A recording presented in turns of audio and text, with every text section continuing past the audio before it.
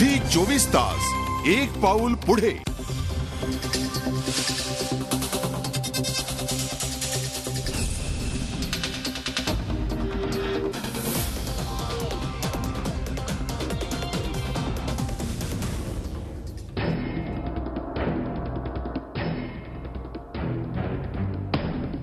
शांत डोळे, निरागस चेहरा.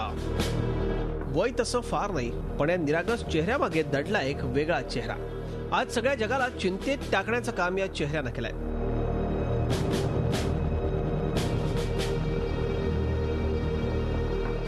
आपल्या आजोबा आणि पित्यानंतर त्यानं जगाला वेठीस धरण्याची परंपरा कायम ठेवली आहे. एका लहान देशाचा हुकुमशहा जगाला धमकावतोय.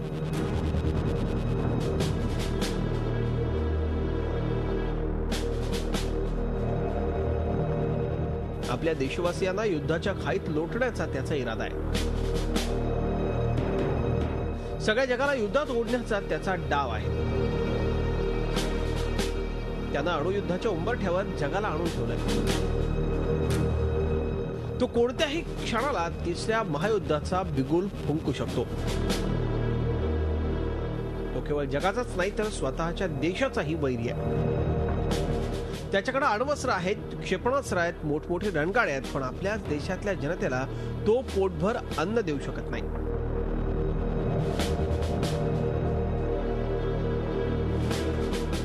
उपासमारीमुळे जनता मृत्यूच्या खाईत लोटली जाते.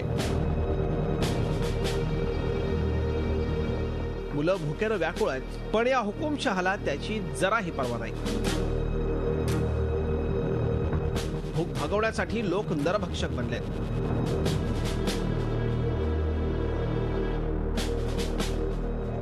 जगासमोर तिसऱ्या महायुद्धाचं संकट उभं करणाऱ्या या व्यक्तीचं नाव आहे किम जॉंग.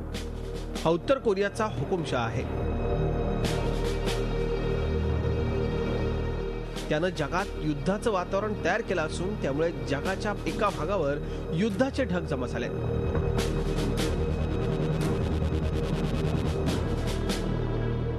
किम जॉंग यानं दक्षिण कोरिया तसंच अमेरिकेवर हल्ला करण्याची योजना आखली आहे. ही दृश्य त्याची साक्ष देणारी आहेत. सैन्याच्या बड्या अधिकाऱ्यांसोबत त्यानं युद्धाची रणनीती तयार केली आहे. भिंतीवर लावलेल्या नकाशातून ते स्पष्ट होतंय.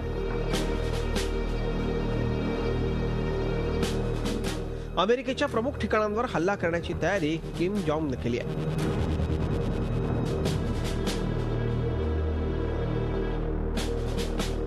किम जॉंगनं आपली क्षेपणास्त्र सज्ज केली असून अमेरिका आणि दक्षिण कोरिया त्याच्या निशाण्यावर आहेत.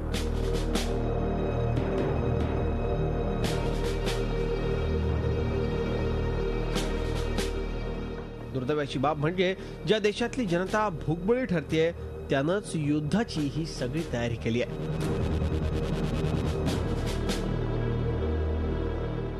झी 24 ताससाठी ब्युरो रिपोर्ट, मुंबई. उत्तर कोरियानं युद्धाची तयारी सुरू केली आहे. त्यांनी दक्षिण कोरिया तसंच अमेरिकेच्या दिशेनं आपली क्षेपणास्त्र तैनात केली आहे. तसंच आपल्या रॉकेट युनिट्सला अमेरिकेच्या तळांवर हल्ला करण्यासाठी सज्ज राहण्याचा आदेशही दिलाय.